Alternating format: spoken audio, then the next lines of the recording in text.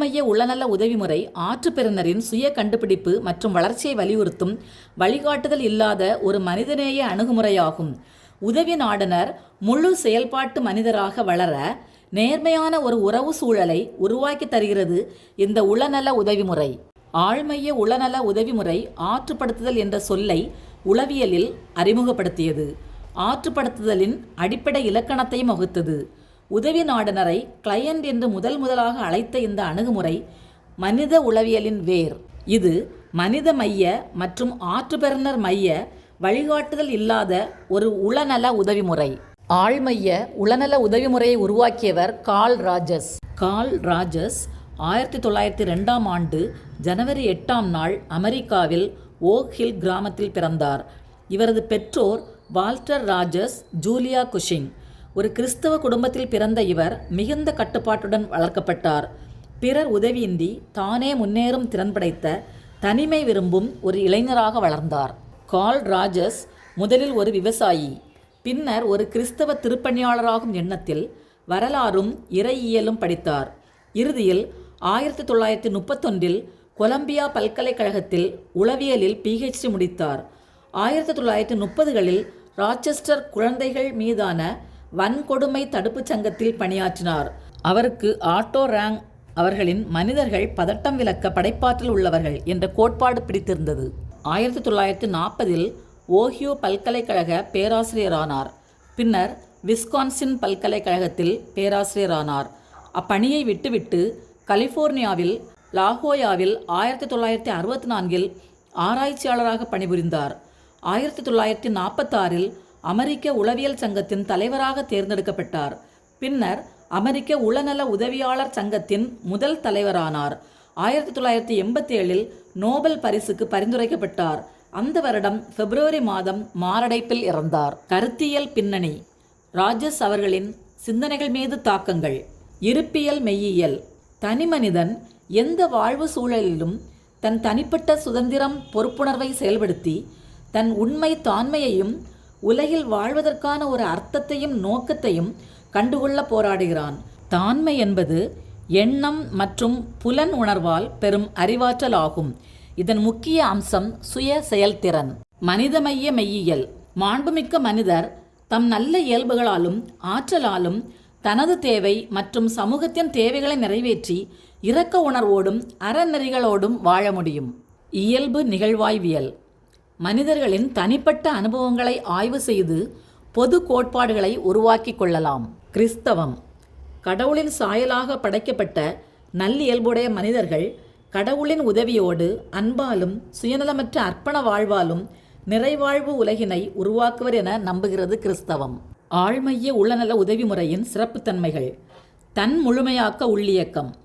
நல்லியல்புடைய மனிதர்கள் தம் முழு ஆற்றலோடு முழு செயல்பாட்டு மனிதராக வாழ இயல்பாகவே உள்ளார்ந்த உந்துதல் உடையவர்கள் என்பது கார்ல் ராஜர்ஸ் அவர்களின் அடிப்படை. தாண்மை கருத்துரு என்பது ஒருவர் தன்னை பற்றி கொண்டிருக்கும் கருத்து. இது கற்றுக்கொள்ளப்படுவது. குழந்தை பருவத்து உறவு அனுபவங்கள் மூலம் தான் யாரென உணர்வதும் பிறர் தன்னை பற்றி உணர்த்துவதும் இதன் காரணிகள். நிலைத்தன்மை கொண்டதாக இருந்தாலும் அனுபவங்களால் மாற்றம் பெறுகிறது. உண்மை மற்றும் உளவுறு பிரமை தாண்மை கருத்துருக்கள்.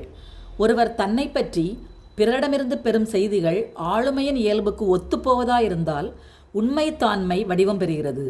தன் ஆளுமையின் இயல்புக்கு மாறானதாக இருந்தால் அது பிரமை தாண்மையாக வடிவம் பெறுகிறது. எடுத்துக்காட்டாக, பணம் ஈட்டுவதே வாழ்வில் வெற்றி. பணம் ஈட்டவில்லை என்றால் நான் ஒரு தோல்வி. முழு செயல்பாட்டு மனிதர்கள், ஃபுல்லி ஃபங்க்ஷனிங் பர்சன்ஸ், தன் உண்மையான தனித்தன்மையான இயல்பில் ஆற்றல்களை வெளிக்கொணர்ந்து அனைத்து துறைகளிலும் முழுமை செயல்பாட்டில் வாழ்ந்திடும் நிலை உடையவர்கள். இவர்கள் புதிய அனுபவங்களை சந்திப்பதில், நிகழ்காலத்தில் முழுமையாக வாழ்வதில் வளர்ச்சியடைந்து கொண்டே இருப்பார்கள். பிறர் சார்பின்றி தானாக முடிவெடுப்பர். தன்னை நம்புவர். உள்ளார்ந்த சுதந்திர உணர்வு, படைப்பாற்றலில் வளர்ந்து நம்பகத்தன்மையோடு ஒரு பயன்மிகு வாழ்வு வாழ்வர். வளமிக்க முழுமை வாழ்வு. உணர்ச்சிகளை ஆழமாக உணர்ந்து வெளிப்புற அழுத்தங்களால் உந்தப்படாமல் தன் உண்மைத்தன்மைக்கு ஒத்த முடிவுகள் எடுத்து செயல்பட்டு முழு திருப்தியோடு வாழ்வர். நாடுனர் முழு செயல்பாட்டு மனிதராக வளர ஏற்பு, அக்கறை, சுதந்திரம், நேர்மையுடைய உறவு சூழலை உருவாக்கித் தருவது ஆழ்மைய உளநல உதவி முறையின் பயனாகும். ஆழ்மைய உதவி முறையின் அம்சங்கள்: ஆழ்மைய உளநல உறவு. உளநல உதவியாளர் உதவி நாடனர் இருவருக்கும் இடையே உருவாக்கப்படும் உறவுதான் உதவி நாடனர் வாழ்வில் மாற்றத்தை உருவாக்கும். பாதுகாப்பு, தீர்ப்பிடாமல் ஏற்றுக்கொள்ளுதல், அனுபவம், உணர்ச்சிகளை தடையில்லாமல் வெளிப்படுத்த சுதந்திரம், நம்பகத்தன்மை ஆகியவற்றிற்கு இந்த உறவு இடம் தர வேண்டும். உளநல நாடனர் தன் வாழ்வில் பல நெருக்கடிகளை சந்திப்பதால் இயல்பாக வாழத் தெரியாதவர், சுய விழிப்புணர்வு, தெளிவு இல்லாதவர், பிரச்சனைகளுக்கு தானே தீர்வு காண வழி தெரியாமல் உளநல உதவியாளரை அணுகும் சமூகத்தில் வாழும் ஒரு தனி மனிதர்.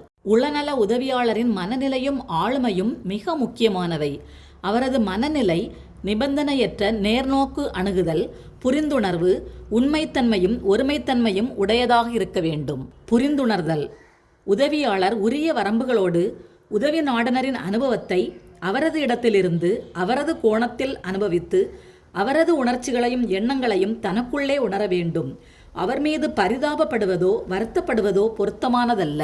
உண்மைத்தன்மையும் ஒருமைத்தன்மையும்: உதவியாளர் நாடுனர் முன் உண்மையாக அன்பு அக்கறையோடு இருக்க வேண்டும்.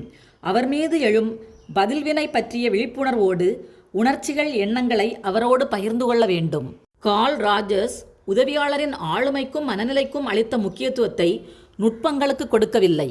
உதவியாளரின் முழு உடனிருப்பும் தொடர்பும்: உதவியாளர் தன் உடனிருப்பின் வழியாக தன் நிபந்தனையற்ற ஏற்றுக்கொள்ளுதலை வெளிப்படுத்துகிறார். தன் பார்வை, அமர்ந்திருக்கும் நிலை, உடல் அசைவுகள், உடல் மொழி, குரல் தொனி யாவும் அவரை முழுமையாக ஏற்றுக்கொள்ளும் வகையிலும் தொழில்முறை வரம்புகளை மீறாத வகையிலும் அமைந்திருக்க வேண்டும். முழு விழிப்பு செவிமடுத்தல்: நாடனரின் உடல் மொழியையும் அவர் பேசுவதையும் புரிந்துணர்வோடு கவனித்து முழு விழிப்புணர்வுடன் செவிமடுக்க வேண்டும்.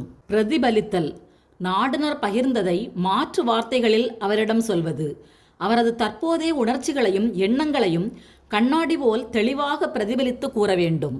நாடுனரின் பண்பாடு பற்றிய விழிப்புணர்வு: செவிமடுத்தல் பிரதிபலிப்பில் நாடுனருடைய பண்பாட்டு பின்னணி பற்றிய விழிப்புணர்வு முக்கியமானது. முன்சார்பு எண்ணங்கள் இருக்கக்கூடாது.